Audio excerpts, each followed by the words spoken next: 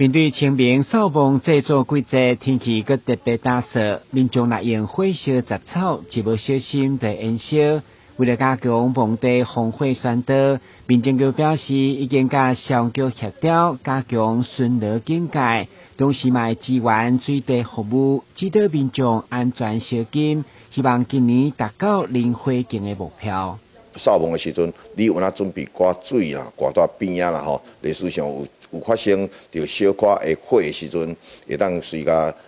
灭掉去哦。人讲星星自我可以燎原，就是上类似像这个情形吼。啊，因为清明到这段期间啦吼，迄个其他县市也有发生真严重的公墓火烧。啊，这部分呢，我若民政局和消防局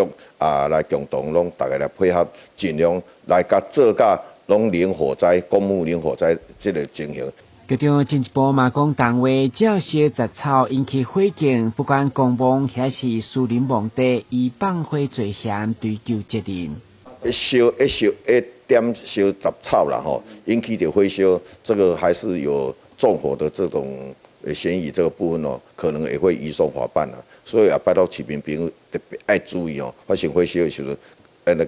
我们会追究责任这个。清明扫墓除了加强防火宣导，另外纸钱集中烧、义工代金等集团环保观念，嘛要全面落实。台湾新闻军及采访报道。